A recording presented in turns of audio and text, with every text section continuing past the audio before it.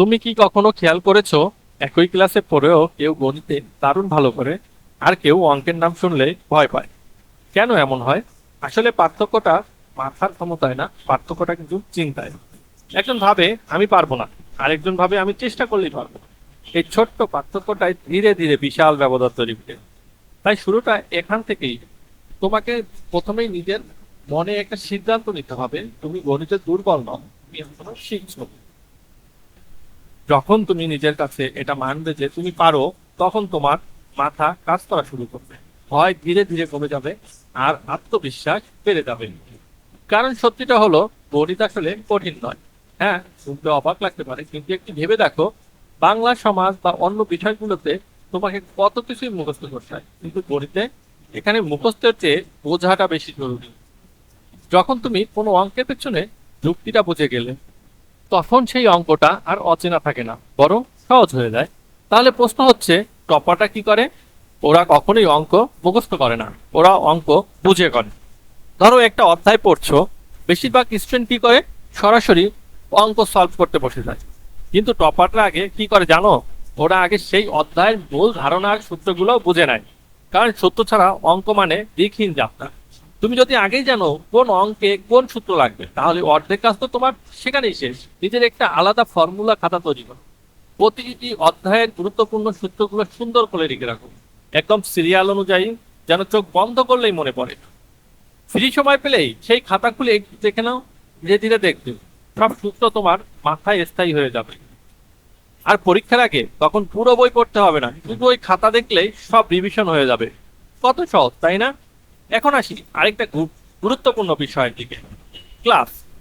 অনেকেই ভাবে class miss করলে পরে পড়ে নেব, কিন্তু গণিতের ক্ষেত্রে এটা বড় ভুল, বিশেষ করে যখন নতুন অধ্যায় শুরু হয়।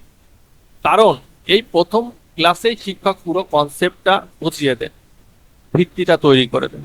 যদি সেই ভিত্তিটাই মিস করে, তাহলে পরের অঙ্কগুলো ধীরে ধীরে জটিল লাগতে শুরু করে। তাই যতটা সম্ভব কোনো গণিতের ক্লাস মিস করো না। আর ক্লাসে বসে শুধু শোনা না, বোঝার চেষ্টা করো। যদি কিছু না বোঝো, সাথে সাথে প্রশ্ন করো, লজ্জা পাওয়ার কিছু নেই। কারণ না বুঝে বসে থাকাই আসল সমস্যা। একটা এখন একটা উদাহরণ ভাবো, তুমি যদি গাড়ি চালানো শিখতে চাও, শুধু ভিডিও দেখে বই পড়ে কি শিখতে পারবে? না, অবশ্যই না। তোমাকে গাড়িতে বসতে হবে, স্টিয়ারিং ধরতে হবে, বারবার চেষ্টা করতে হবে। ঠিক একইভাবে গণিত শুধু দেখে বা পড়ে শেখা যায় না, এখানে প্র্যাকটিসই সব। তুমি যত বেশি অঙ্ক করবে, তত বেশি তোমার মাথা খোলা শুরু করবে। তুমি যত বেশি অঙ্ক করবে, তত বেশি তোমার মাথা খোলা শুরু করবে। শুরুতে কঠিন লাগবে, ভুল হবে, আটকে যাবে, কিন্তু সেখানেই থেমে গেলে চলবে না। যে অঙ্কটা পারছো না, সেটাকেই বারবার চেষ্টা করো। এককভাবে না পারলে অন্যভাবে করো। ধীরে ধীরে দেখবে সেটা একসময় অসম্ভব লাগতো, সেটাই এখন সহজ। এটাই আসল উন্নতি। অনেকে একটা বড় ভুল করে, তারা সলিউশন দেখে অঙ্ক বুঝে ফেলে। তখন মনে হয়, আহা, এটা কত সহজ। কিন্তু যখন নিজে করতে যায়, তখন আর পারে না। কেন জানো? কারণ সে নিজেই চেষ্টা করেনি, শুধু দেখেছে। তাই একটা নীরব নিয়ম বানাও, প্রথম নিজে চেষ্টা করবে যতটা পারো।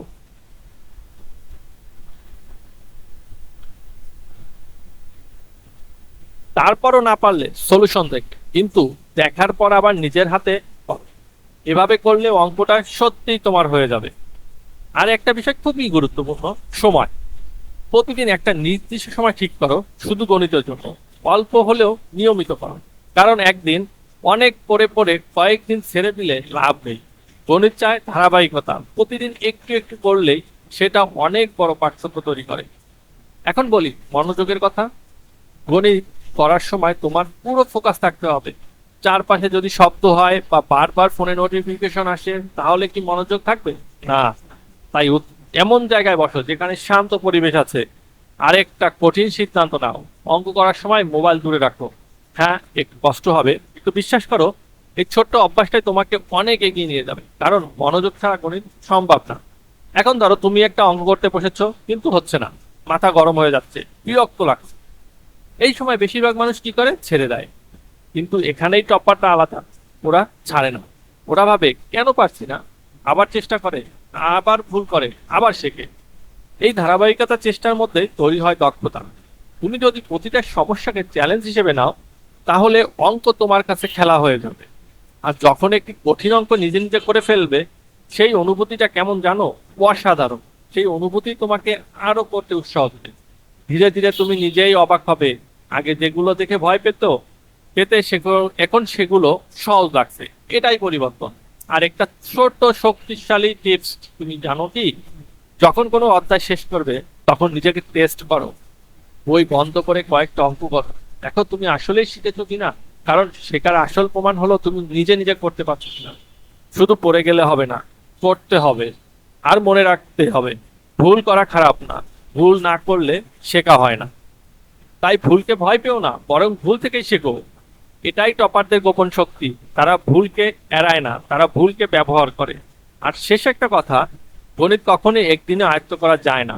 এটা একটা যাত্রা, সেখানে প্রতিদিন একটু একটু করে এগোতে হয়। আজ যা পারছো না, কাল সেটা পারবে। শুধু থেমে দিও না, নিজেকে বিশ্বাস করো, চেষ্টা চালিয়ে যাও। আর একদিন তুমি নিজেই বুঝবে গণিত আর কঠিন না, বরং এটা তোমার সবচেয়ে শক্তিশালী বিষয়। তখন পরীক্ষায় 95% বা তার চেয়ে বেশি নম্বর পাওয়া আর স্বপ্ন থাকবে না, এটাই হয়ে যাবে বাস্তব। তাহলে বলো, তুমি কি এখনো ভাবছো গণিত কঠিন, নাকি আজ থেকেই নতুন ভাবে শুরু করবে? সিদ্ধান্তটা তোমার, কিন্তু মনে রাখবে, যে চেষ্টা করে সেই জিতে। সবাইকে ধন্যবাদ এতক্ষণ ভিডিওটি দেখার জন্য। ভিডিওটি যদি ভালো লাগে, কমেন্ট এবং লাইক শেয়ার করে জানাবেন। ধন্যবাদ সবাইকে।